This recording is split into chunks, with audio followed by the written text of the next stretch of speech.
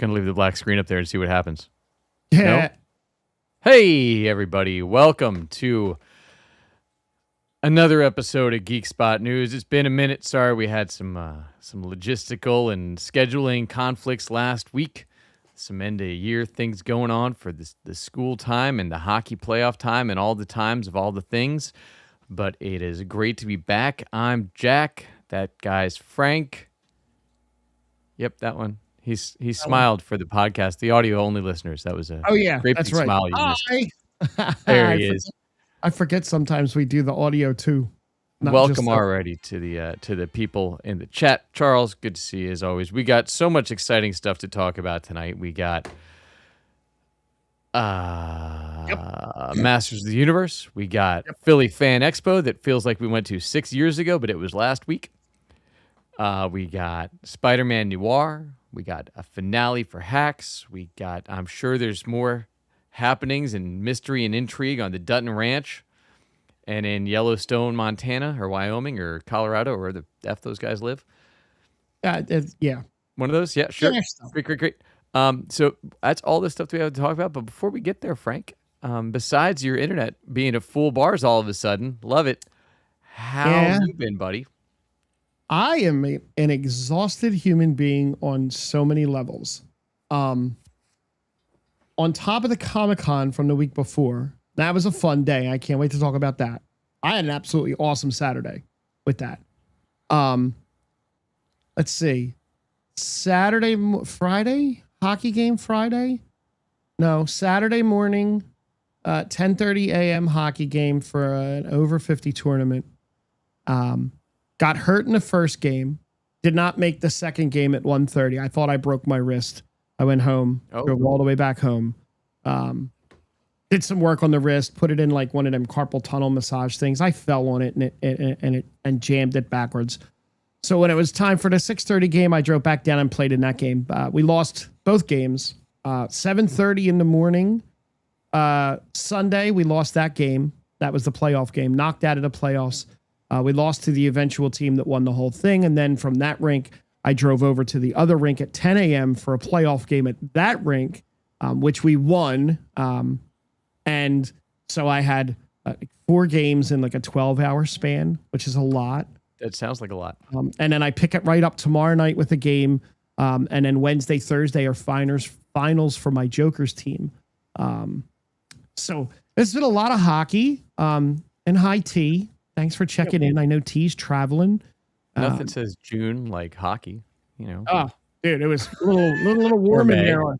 It was a little warm inside, and then the Sunday morning game was outside, and it wasn't as bad at 10 a.m., but it was still getting there. It makes sense. Yeah. And then I went to see Masters of the Universe, kind of spurred a moment last night at 10:15. I was one of 7 people in the theater, which is, you know. That sounds right. I mean, Sunday night, 10:15, it's, you know. There was a time when that was like my time to go. There was a time when that was crowded. I know. I liked it too. My preferred time now is usually like as early as I can get in on a Friday. Yes. Listen, I go to the Woodhaven Theater. Those local to us know where that is. And the people that went in there like for the day should be ashamed of themselves at how they left that place, because there was popcorn everywhere. And obviously at 10:15 they didn't have pretzel bites. I expected that. But like they're just it looked like a disaster swept through there. Half the soda was out. Again, I understand that.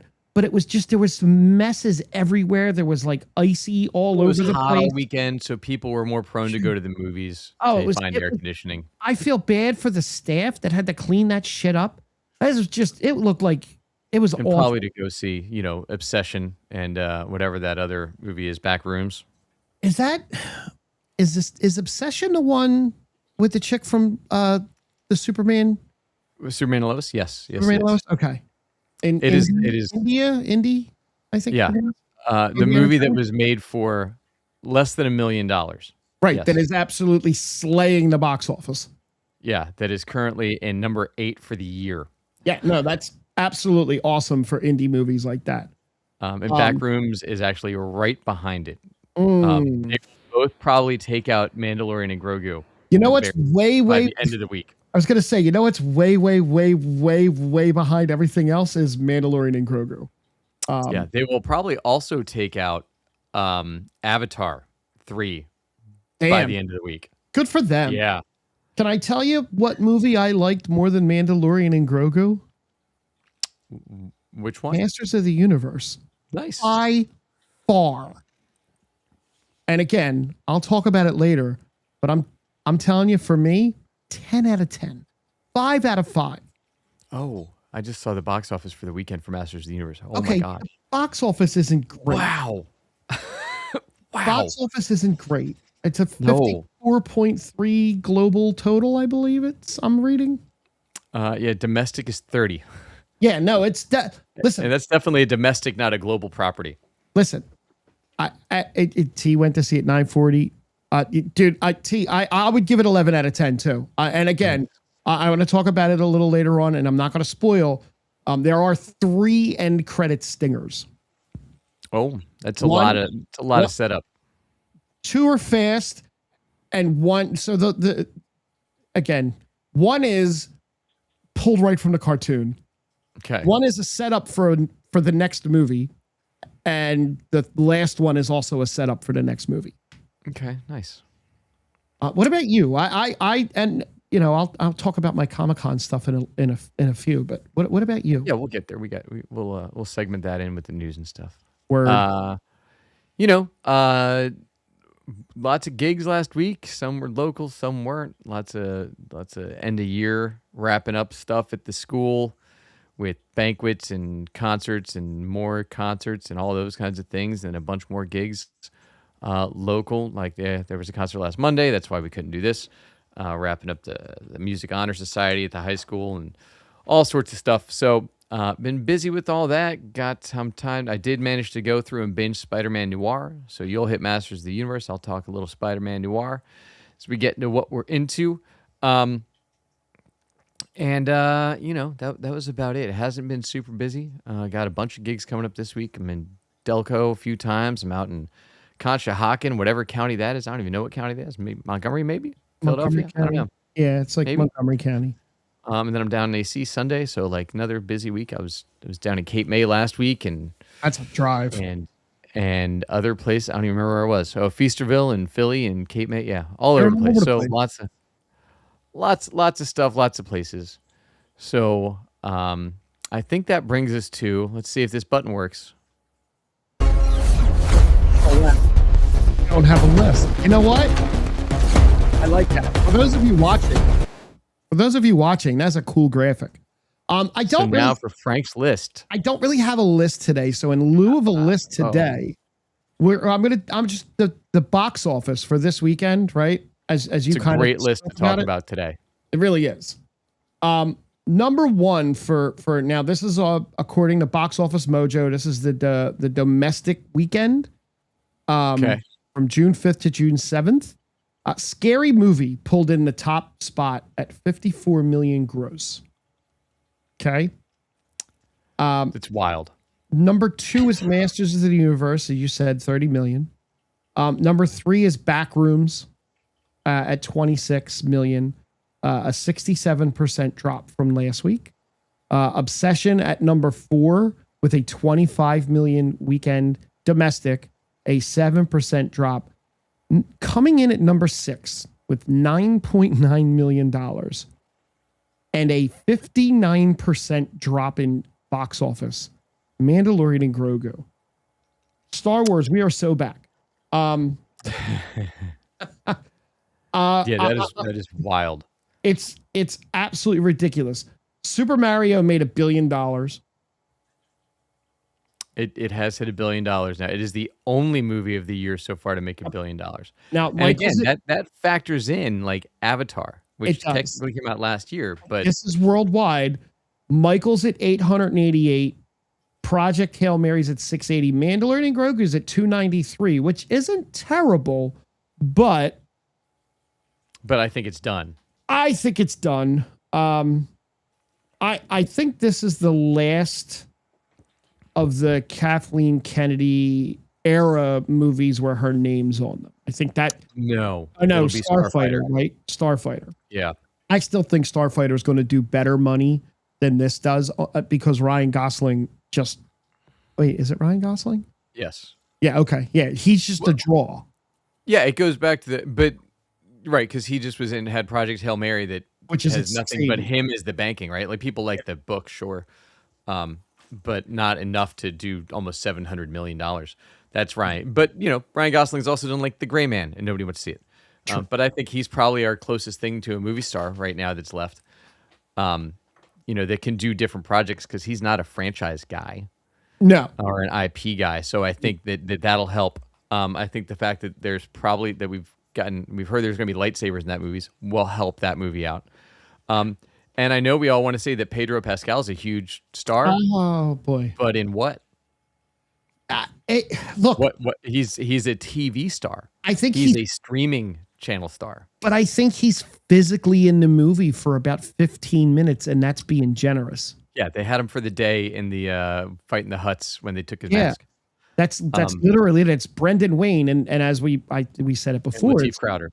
Don't forget Lateef. Great that he got a title card. He had a big line at Comic-Con when I was there on Saturday. He had a really big line. Yeah. And it's great that he gets getting a recognition.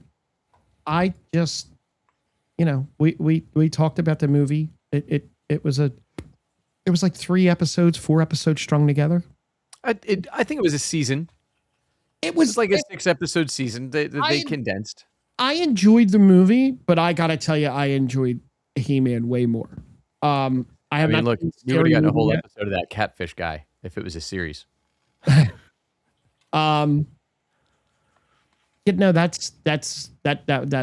my list for this week is the box office for right now. Yeah, crazy where the box office is sitting so far this year with an A24 and a Focus movie that are both by YouTube guys and both cost less than $1 million. Yeah, it's crazy. Beating everything right now, which is great news for movies. Oh, absolutely great for the indie movies and just to get away from like the big studio movies. Yeah, look, and we'll see because there's a lot more coming up soon. I don't know that Masters of the Universe is as big of a property as people wanted it to be. No, because I think the people, if it's the people that went to see it loved it from what I've heard that are the old school guys. Anybody that's after that though, it's not for them. It doesn't seem so. It isn't because there's. I'll give reasons. We'll get back to that. Yeah, sure. We did have do we have a news thingy? Do we have a news thingy, or is that just for? Look at that. We're fancy now. Geek news. I love that. I might play with the sounds on that a little bit, but so sad news came out earlier this week where Anthony Head passed away.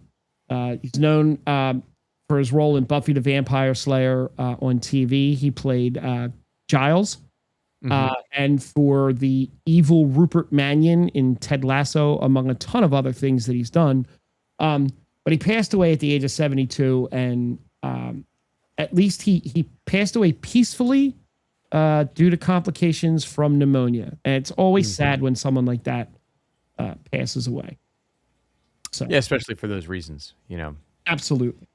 For something like pneumonia. At this point in time. And how long had he been with us? 72. Yeah, it's pretty young. Yeah. And which I didn't. I had never put together watching Ted Lasso that he was the guy from Buffy, but I didn't watch Buffy, so. Neither did I, and I didn't I totally didn't. No, Charles, they did not. They actually, and I didn't pull that up because I really could give.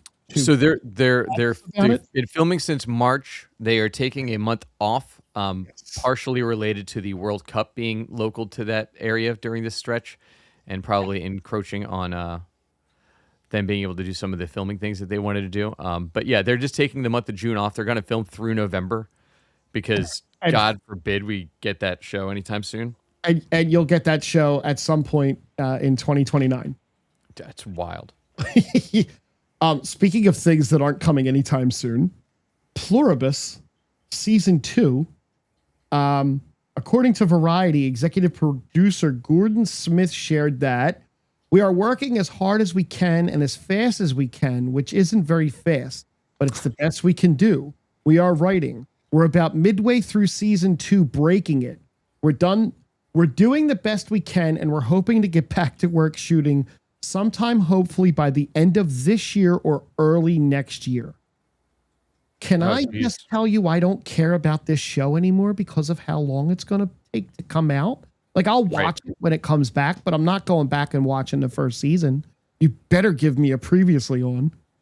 You didn't watch either season? Pluribus. Yeah, I did. Oh, Pluribus. Oh, yeah, yeah. Pluribus. Sorry. What were you talking about? I got distracted when we were hitting Last of Us. Oh, no, I watched the first season of Last of Us, and I watched no, Vince Gilligan's great with that. He'll give you the like everything you need to know because there's a lot of shit in season 1 of Pluribus that you don't need to know.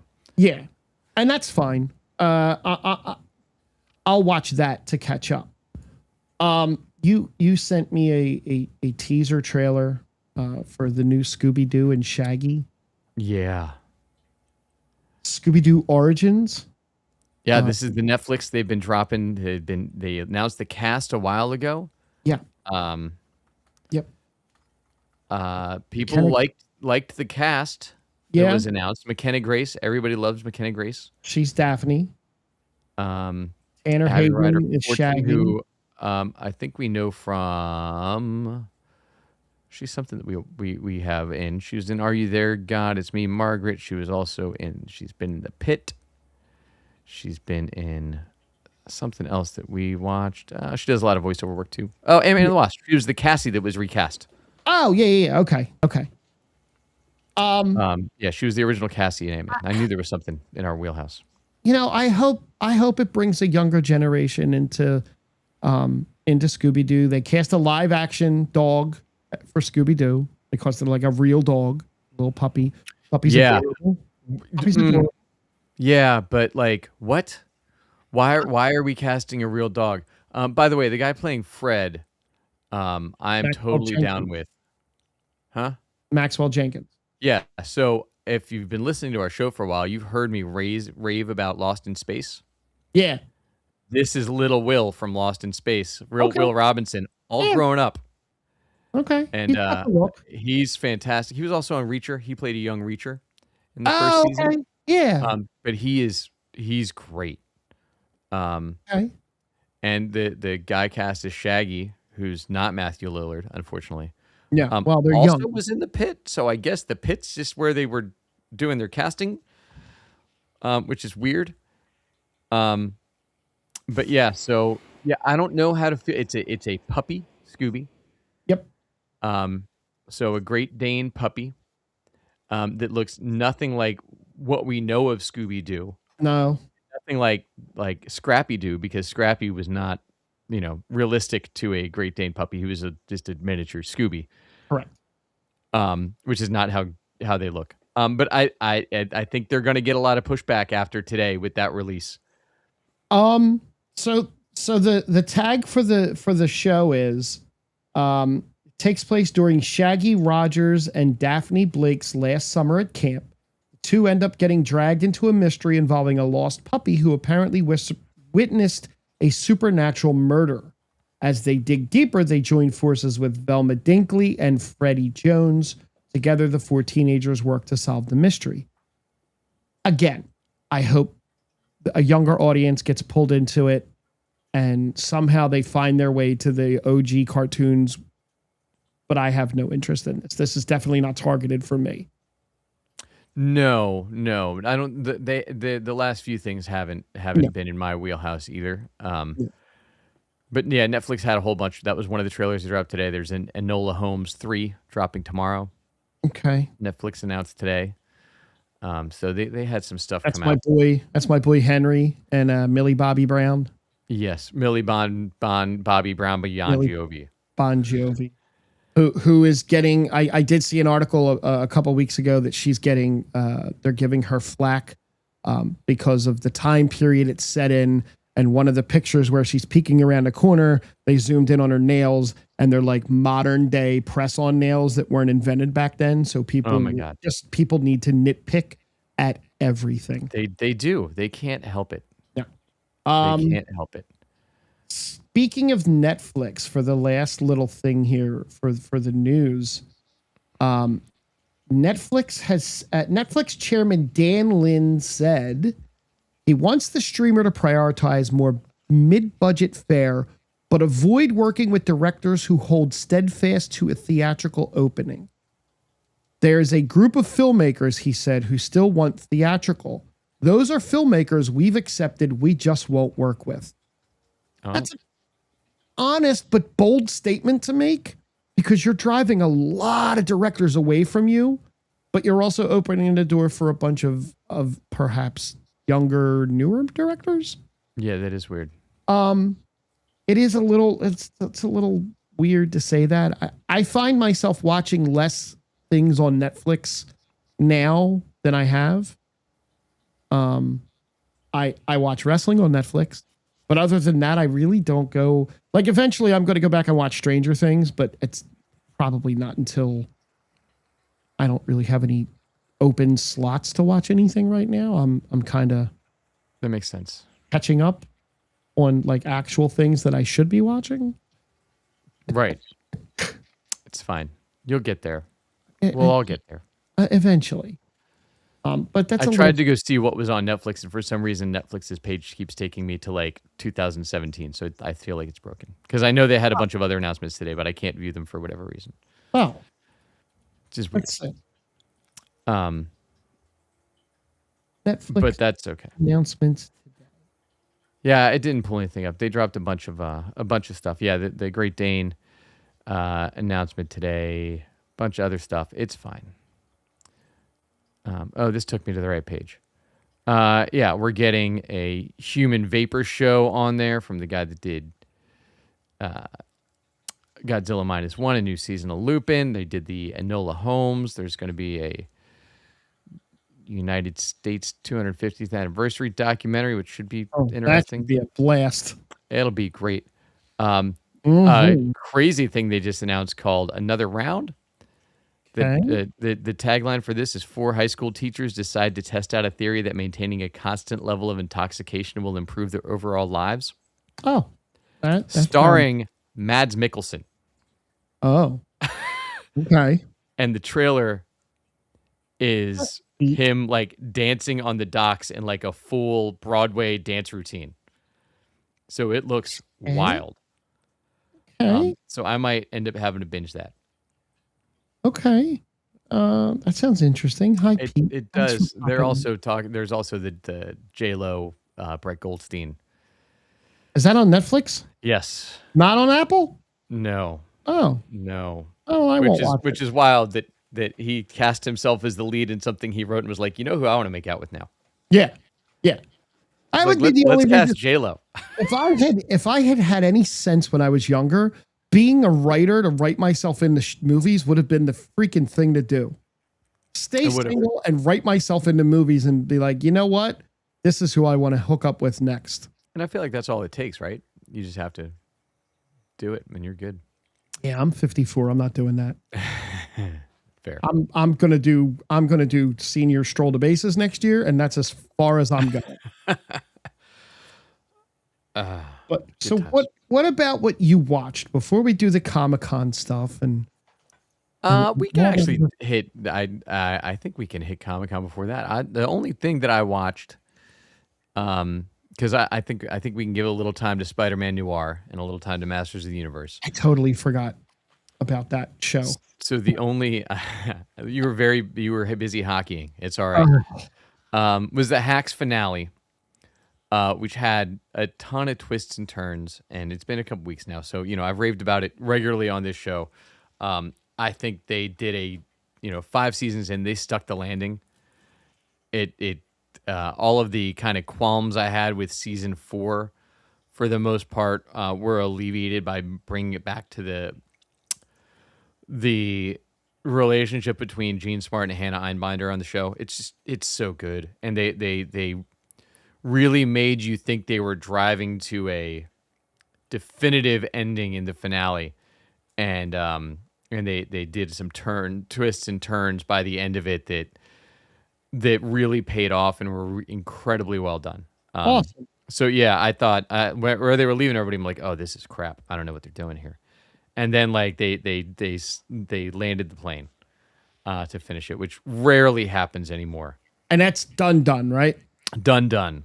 It's so rare for a series to actually pay off and people to be happy with the payoff. Yeah, and they've talked about, there should be these two characters spun off, and they're like, nah, I think we're good.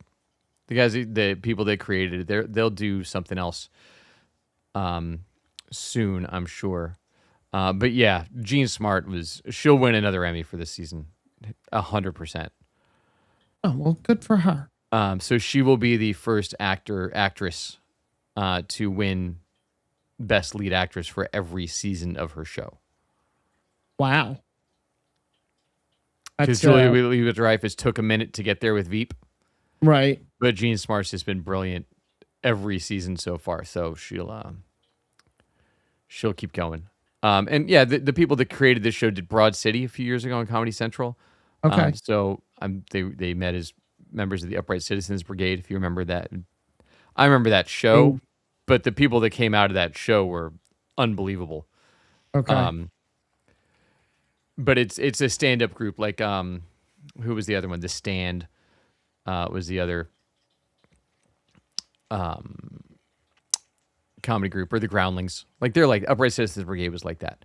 But like the cast of Upright Citizens Brigade back in the day had like Amy Poehler was on it. Rob Corddry got his start there. Rob Riggle was on there. Paul Scheer, Matt Walsh, who you would know if you saw him. Ian Roberts. Like so many people from that show. The show was amazing on I think it was on Comedy Central.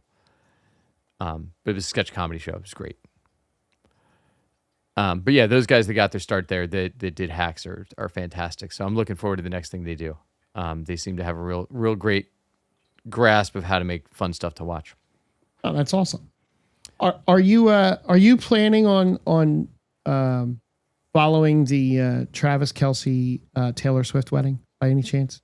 All I know so far is that they are having less drama at Madison Square Gardens than the Knicks are today. Yeah. Yeah. The fact that they're getting married at Madison Square Garden is absolutely wild. But I didn't see the guest list yet. Is there a guest list? I do not know. I heard something on the radio, a passing comment that they invited like 1,000 or 1,500 people, but I don't know if they're going to do this like, let's open it to the public, or they're just renting it out because we're so uber rich we could do what we want. I mean, the crazy part is they know enough millionaires to do 1,500 people. Easily. And they do 1,500 millionaires. If they could sell that thing out in an hour, because all the Swifties will buy. I don't think they're going to do that. I don't think that's going to happen either. But I think great idea. You know what I mean? Look, it's like it seems weird, but weird. They're it is both very stupid weird. rich, so they're going to do weird shit. Yeah. So last weekend, we both had an opportunity, but not together, to go to the Philly Fan Expo, which is basically Philly's Comic-Con, right? Yeah, it used to be Wizard World. It was bought out by Fan Expo.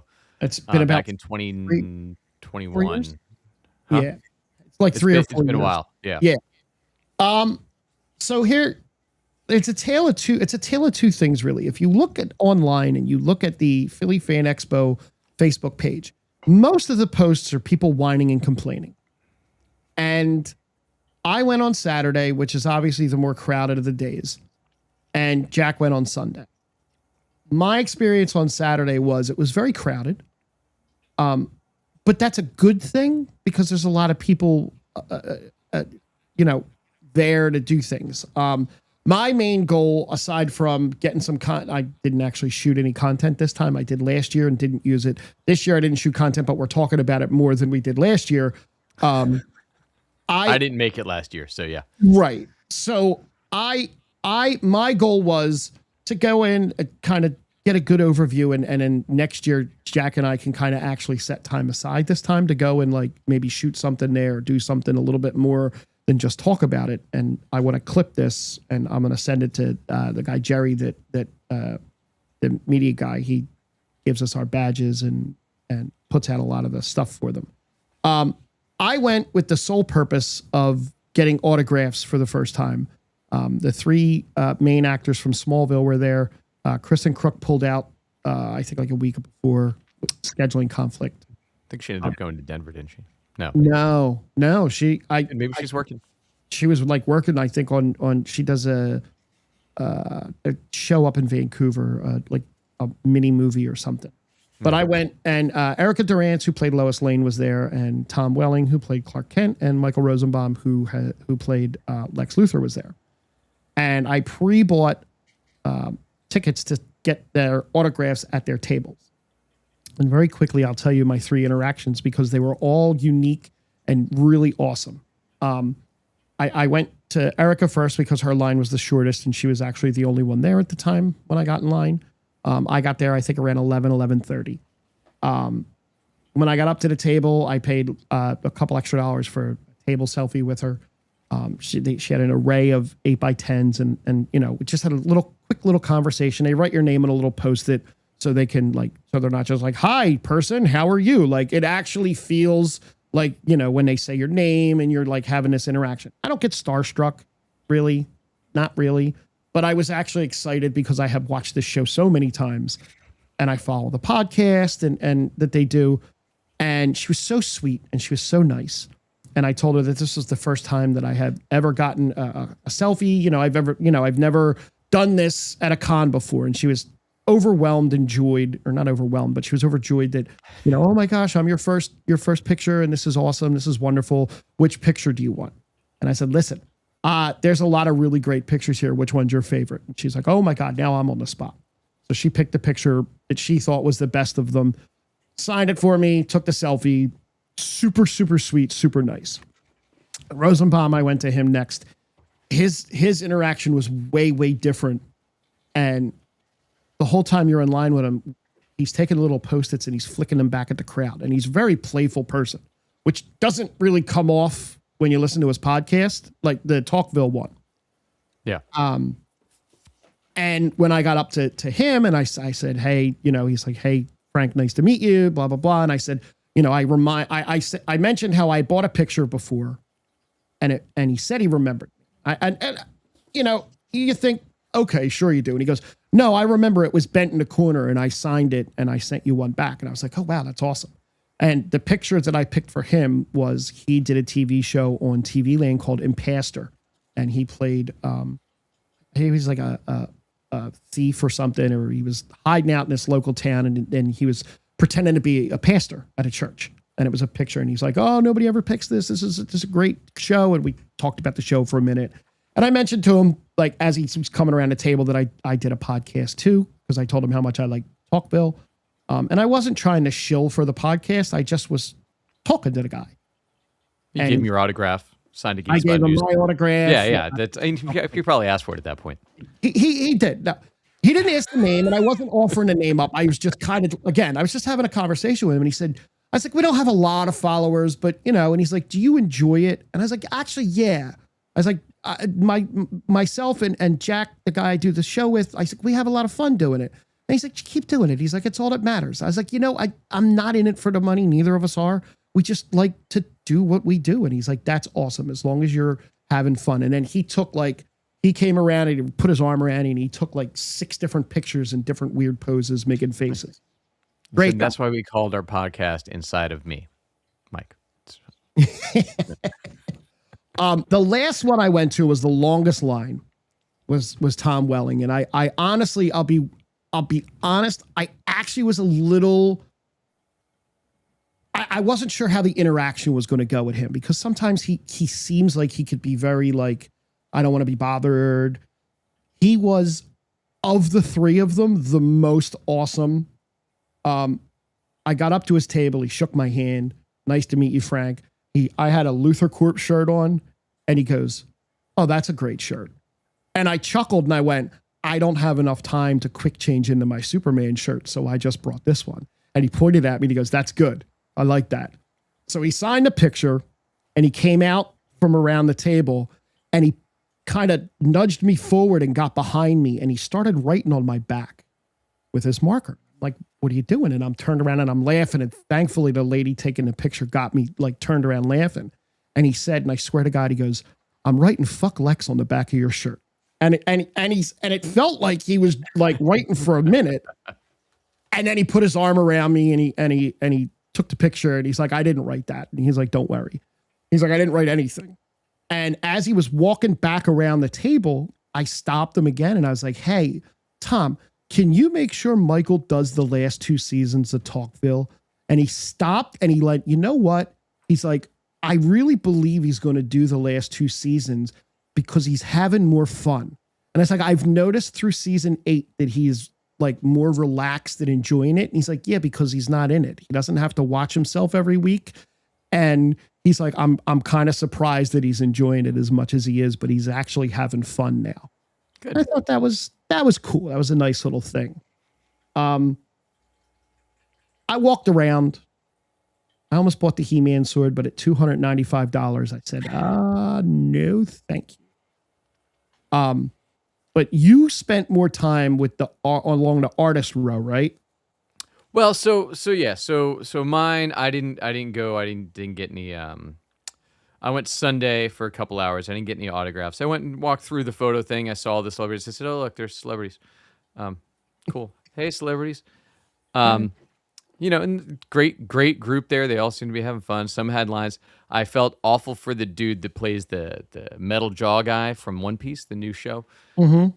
the live action show. Every time I walked by him, he was just sitting there talking to his handler, like looking like, "Man, I really wish somebody was here.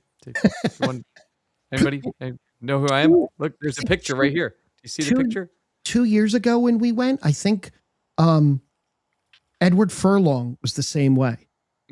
From Terminator 2. He sat there. Well, he has such a horrible reputation. Yeah. By the way, I think Kristen Crick was up shooting this show called Murder in I a Killed Small the Bear. Town? Okay. I Killed the Bear. Okay. And it's got multiple people from Letterkenny and Shoresy, so I might end up watching that show. Okay. And Scott Thompson's in it. Like lots of and Chad Kroger's in it. Oh my God. All right, we might have to watch that. Anyway. Okay. Not because Chad Kroger, but whatever. Right. So, I spent a lot of time walking the booths because I'm always intrigued to see what kind of the exhibits are the thing now. Because I went to, there used to be Keystone Comic Con, which wasn't as big as Wizard World back in the day, but I loved Keystone Comic Con. It only made it like 2 years, maybe 3 years it happened. But I loved it. And I loved the artists that were there and the people that got booths. And it wasn't as corporate style. It was like it was still in the same convention center, but it felt smaller and more like indie. And I really like that one. So I'm always intrigued to see what kind of shops and stuff are around. But like what I noticed this year is there's so much handmade stuff and 3D printer people that are like, "I have a 3D printer. Watch all this stuff that I made," which was interesting. There was some jersey booths, ton of weapon stands. Yes. Ton of weapon stands. Yes. There was a Cobra Commander booth. There was. Interesting. I saw that. The 501st was there. I did see that. And with a lot of free Star Wars, you could like take pictures with a lot of Star Wars characters that they had. Yeah, so those guys are always there. Yeah, but they had a huge pop up this year for that. Yep. Yeah. Where there was just free pictures. You could just walk in and take your pictures with them. I think it's 501st, right? I think that was who it was. That is. I noticed that mystery boxes are such a huge deal. Like, yeah, number of places that were like that had huge booths selling mystery boxes. I'm like, wait, so you pay $30 to not know what? I almost bought one. Like my kids, I ended up going to a 3D printer and I bought a mystery egg that had just other little toy sheet 3D printed. It was like $5 for my kid. I was like, okay. I also found knowing what the fan base for these things is like, I found it odd there was a Marine recruiting and an Army recruiting station. And they were letting people do like pull-ups and stuff. Yeah, I was like, do you know what the fan base that's here? I All right. mean, Like these are the people that are here to see the 1990s Teenage Mutant Ninja Turtles that know who Ernie Reyes Jr. is. Like what are you going to recruit them for? I don't think they're going to meet the standards right now. it was definitely an odd thing. There was even mystery box lightsabers. Couple of comic book dealers, which is always nice to see. Like Keystone used to have a ton of comic book dealers. And there was some really cool like glass ball Pokemon things, which were super awesome with the glass laser cutting in them. Mm-hmm. There was a State Farm pop up. Yeah, I saw that too. That was odd. When I was worked for a major telecom company, we'd always have one. There was a couple telecom booths around there too. But I went and visited a couple of the panels throughout the day. So I went to the Mr. T panel for a few minutes. Neither one of us ended up being able to make the meet and greet Thursday night. Oh, you had a meet and greet too. I did. It was not as much of a meet and greet as it was a hangout and like throw questions at her at Katie Sackhoff. Still kind of cool. But so Mr. T, I went to his panel. I only stayed there for a few minutes. It was a lot of him talking about how grateful he was. Seemed like a really humble, really nice guy. Like not the what he portrayed in his as Mr. T. Right. But had a lot of stuff. He was talking about roles and things that he done and why he chose a lot of the roles that he took. Because I guess when he did Rocky, because he was the bad guy, when he was Clubber, his mother was very disappointed that he played a character like that.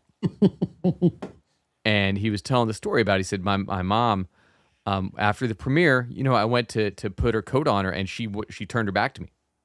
She wouldn't talk to me.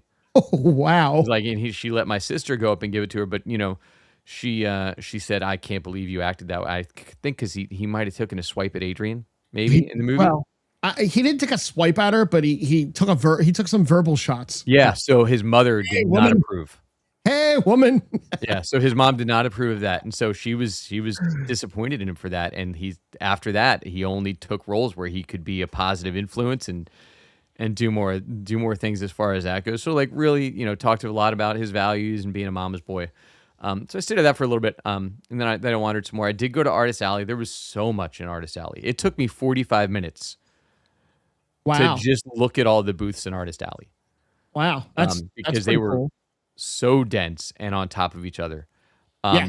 But a lot of great up and coming artists. Not as many like comic creators per se. There was a row of them. At Fan Expo a few years ago, got to meet Chris Claremont, which was my highlight of any of these things. Okay. I bought his book and I got him to sign some stuff and we talked for a few minutes. You know who Chris Claremont is, right? No. God damn it. So every X-Men story that you like and know? Yes. Yeah, he wrote all those. Oh, okay. He created most of the X-Men characters that everybody knows and loves. Yeah, he wrote the X-Men from like the mid 70s through the early 90s. Okay, yeah, I know him. And then he also wrote Fantastic Four for a while. He wrote he's the reason we have Miss Marvel and she lost her powers to Rogue. That was a story he wrote when he was working with the Avengers. But prolific comic book right. writer.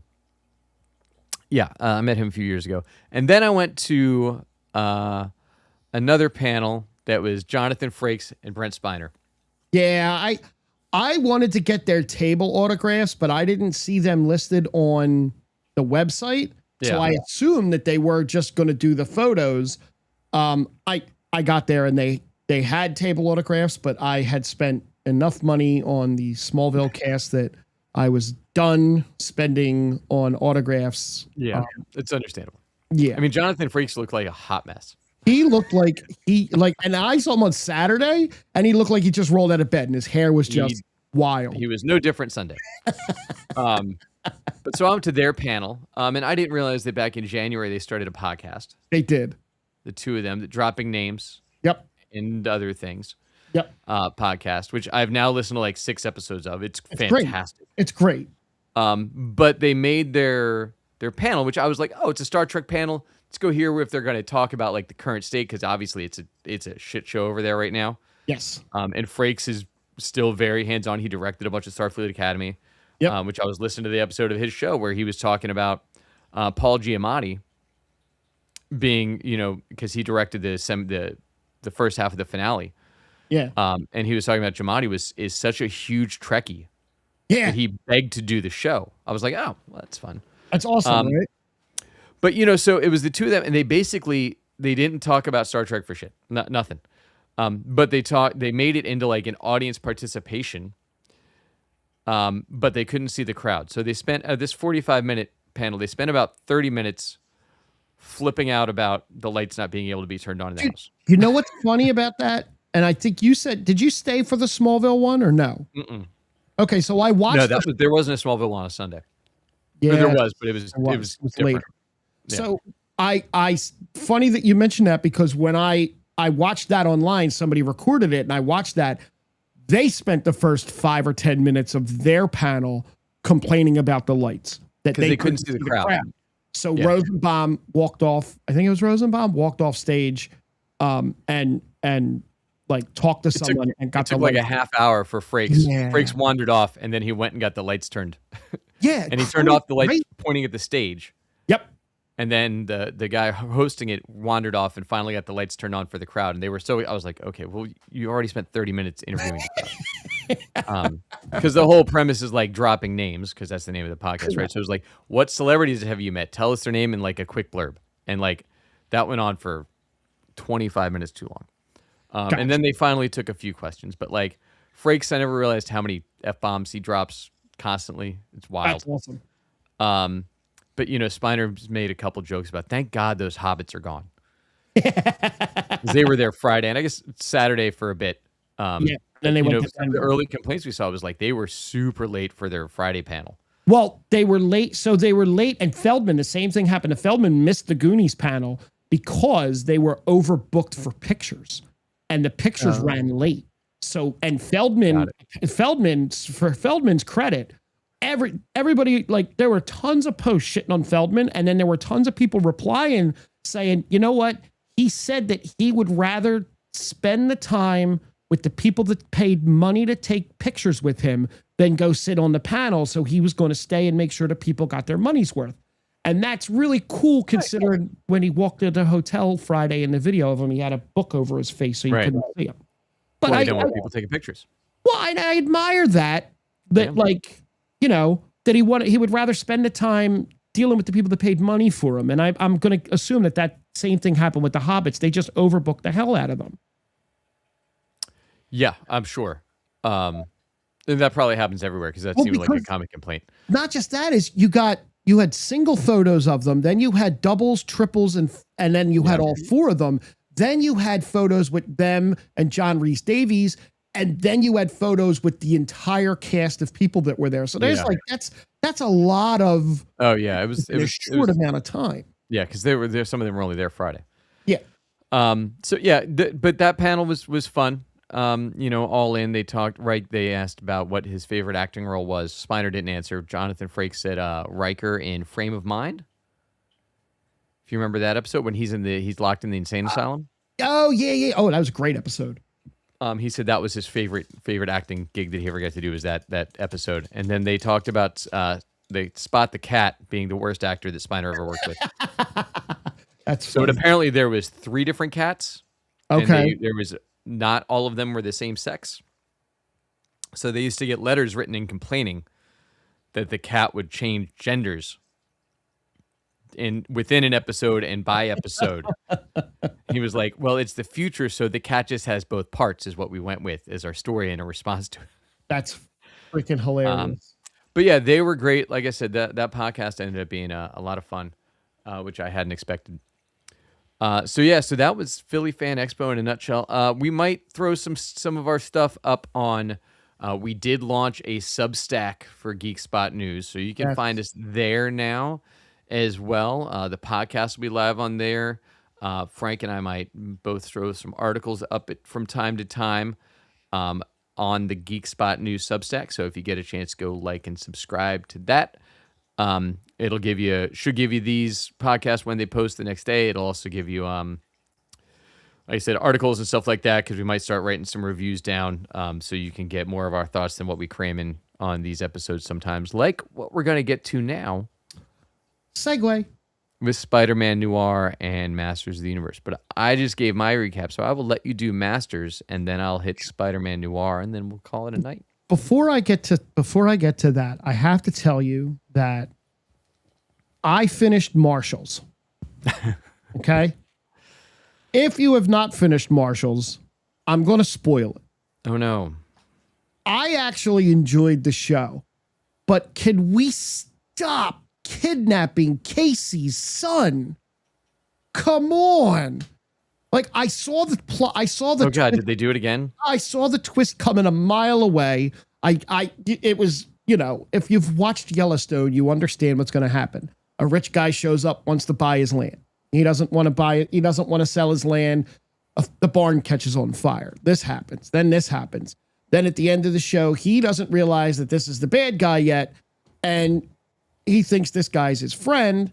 And this guy takes his son to Texas to go fishing because he kind of cozies up to his kid, and he leaves his daughter behind to flirt with Casey. Ends on a cliffhanger.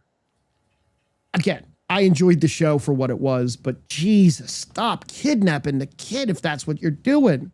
Yeah, that sounds like Taylor Sheridan, right? We did that in like season 3 of Yellowstone.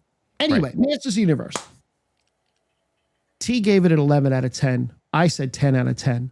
If you watch the 80s cartoon, that's exactly what you're getting. There are definite parts in this movie that drag, and there's stuff that can be cut from the story. All in all, there are some absolutely meta jokes that happen in this movie that are awesome. There are a couple of moments taken right from the cartoon. How long did it take you to get him as He-Man?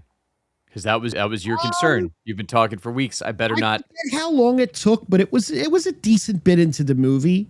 Like it was way more than a half hour into the movie. But you didn't seem to bump up against it as much as you had expected to. It wasn't horrible because he was He-Man a lot more than I thought he would be. Oh my God, it's 2 hours and 20 minutes. It is. There's a little bit of filler. It's 10 episodes of the show. There's a little bit of filler. The absolute all-star MVP of the movie was Jared Leto, and I never, ever, ever thought I would say those words out loud again. Wow. Skeletor was equal parts scary-ish, but absolutely as zany and goofy as the cartoon, and had lines straight out of the cartoon sometimes. And there's just moments, and I'm being vague on purpose because I know you're going to see it. There's moments where you like, it's so absurd that they're doing this that it's funny. But he knocked it out of the park. The guy playing He-Man was good. Idris Elba's Idris Elba. Camila Mendes was great as Tila. Everybody playing the other heroes, they all filled their roles perfectly. There's three end credit scenes, which I will again be very vague on. One is taken right from the cartoon right from the cartoon. The second end credit scene comes like almost right after that and sets up the next movie. And then there's one all the way at the end that sets up more of what could come. Got it. It was such a fun movie. And again, there were absolutely absurd parts of this movie, but there were parts of the movie that came directly out of the cartoon that meta jokes that they told that you just go, I can't believe they actually did this. And there are a ton of sexual innuendos between Ram Man and Fisto. And that's all I'm going to say. Oh, that sounds like two characters you could do that with. Yes. Oh, yes. They have a back and forth where it's like, what? It's just, it was a really, really fun movie, but it definitely drug in parts. So, speaking of Idris Elba, how do we get him into Star Wars? Because that is the only major franchise that he has not been in now. I don't know. Because he's got Marvel, he's got DC, he's got Star Trek, he's got He-Man, he's got everything but Star Wars, I think. Yeah. Well, I gotta see John Favreau. Got to give him a call or Filoni. Yeah, I Call him know. up. Well, Come let up. him go. Let him go somewhere else. He's been and to touch this show, he's also been in The Office. He's got the Sonic stuff. He's got he's done it all. Yep. He's in He was Zootopia, good in the movie too. huh? He was good in the movie too. Yeah, look, I'm sure he wasn't as good as the Man at Arms from the '80s, but I'm sure he was fine. It definitely is a different Duncan. Yeah. Doesn't I guess is she adopted? Nope. Oh, Nope. okay, That's his daughter. cool, That's his daughter. cool. Um, Lando's great. And his great grandson. Take- There you go. He take got it. him in. So all right, so I'm gonna hit. We started a little late, so we're gonna run a little bit late. But let's. I will say, Maximum Pleasure Guaranteed that I mentioned briefly last time that I was gonna look at with Tatiana Maslany and Jake Johansson. Sorry, and not Johansson. Is it Johnson? Damn it. Who? Peter B. Parker. Jake Johnson. Jake Yeah. Also starring what's his name? Murray Bartlett from Okay. the first couple seasons of White Lotus, who's first season of White Lotus was brilliant. The show is bonkers. It is like hard to watch, disturbing, but insanely good. The acting's great. The writing is just like it's like edge of your seat the whole. It's so uncomfortable. Some of the stuff they're doing. But like wild where it starts. It starts with like online sex workers, and Tatiana Maslany is a single mom who has a thing for this one online sex worker, Okay. and then goes into crazy plots of murder and mystery and intrigue. And she's coaching her daughter's soccer team, and like it's all over the place, but it's so good. It's on Apple. Go watch it. Couldn't leave that one alone. So Spider Noir. I keep wanting to call it Spider-Man Noir, but it's Spider Noir. Released 2 weeks ago, I think. It was right before, whenever. Yeah, I think so. Released in black and white and in color. I did not watch it in black and white. I tried. Yeah. And then I remembered that we put color in motion pictures 70 some odd years ago.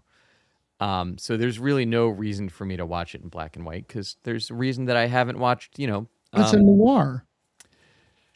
Sure. But there's a reason that like I haven't watched Casablanca or any of those other movies that are in black and white. It's not my thing. I didn't rub up against any of the effects or the visual. I thought they were all great. Long. It's a lot of episodes. Like this would have been a movie if it was really noir. It would not have been a noir series. It would have been a movie. Okay. Which they probably could have done most of this in a movie, honestly. Like they really pulled the taffy, but they let Nicolas Cage go full Cage like multiple times, which I appreciate. And he was great. He's not Peter Parker. No.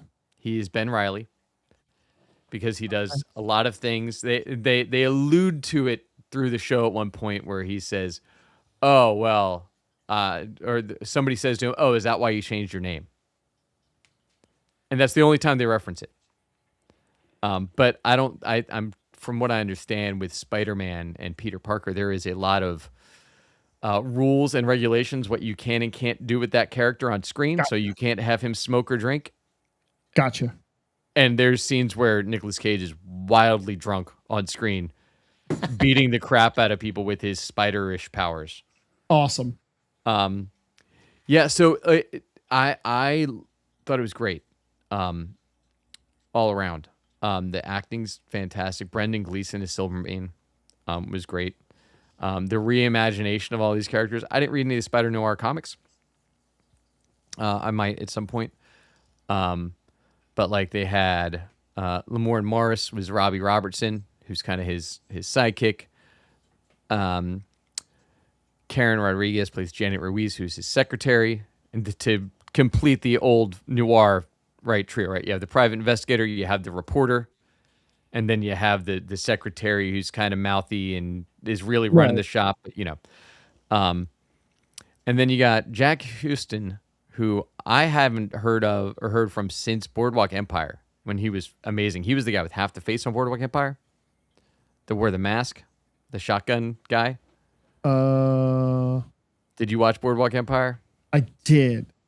Yeah, he only had half his face on that show. And wore like a Oh, half mask. okay. Yeah, No, yeah, he yeah. was great. He's Sandman. He's fantastic. Okay. So you get a reimagined Sandman, you get a reimagined Tombstone, you get a reimagined Electro, a couple other people in and out. But all in, I didn't bump up against the color versus black and white thing. Like I said, I flipped over to black and white a few times and was like, nah. But I thought it was well done. It definitely could have been tighter. But I enjoyed it quite a bit from an acting standpoint, from the action. The action was all super fun. It was weird seeing Nicolas Cage in his 60s pretend. But here's the weird part with that, right? Like playing a character probably supposed to be in his late 30s, early 40s, given the time that it was, right? However, he looks as good as Jimmy Stewart did when Jimmy Stewart was like 35. That's awesome. Because let's think, how old do you think Jimmy Stewart was like in It's a Wonderful Life? Like he wasn't that old. You know what I mean? And when you think about those, like Humphrey Bogart, like wasn't in his like 60s when he was doing Casablanca. He was 38. Wow. That's what I'm saying. So like, Okay.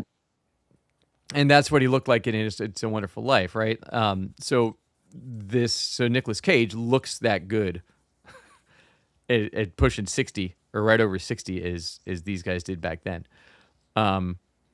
So that doesn't rub up against it at all either. But the action was super fun. He goes so quirky and into the spider of it all so many times, and the way he reacts and moves his body and does things, that it's great.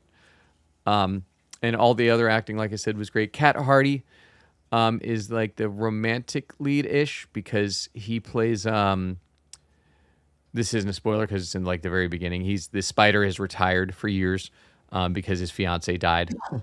Okay. His fiance was played by Amanda Schull, Okay. who I don't know if you know her from anything really. I knew her from a movie that I loved 100 years ago called Center Stage. But she was also in A blonde? yes, she was also on Suits the last season, Pretty Little Liars, One Tree Hill. Nothing on your roster Nope. really. Nothing at all on my roster. No, and she's great. I love her and everything she's in. And she's barely in this. But I was like, wait, her and how is she old enough to play Nicolas Cage's love interest? And like it worked. I was like, oh my God, okay. But yeah, if you haven't gone and watched it, if you want to do black and white or color, I'm not a colorist. I'm not a black and whiteist. Whatever floats your boat. It's legitimately on my list. Yeah, it's great. I don't think I gave any spoilers through there, but yeah, I would give it. If we're going 10 out of 10, I'd probably give it like an 8. Because like I said, it definitely could have been tighter. Okay. But everything's super fun during it, so I would recommend going and watch that.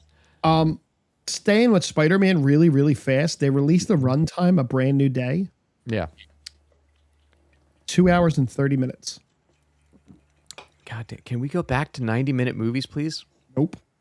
I don't need all that time. No Way Home was 228. So Yeah, I mean, look, whatever. It's I need to spend less than 3.5 hours at the movie theater. If we could get the opening credits or the trailers down to less than 30 minutes, but you never know how much less they'll do it. It might be 27. It might be 23. It might be 35. You never know when to get there. The latest trailer leaked online somewhere. I haven't seen it. I don't want to see it. The less I see of these things, the better. Like, I'm already a little upset that I saw the Superman stuff, and I still keep seeing the Superman stuff that's coming out. But whatever. Yeah, and we get I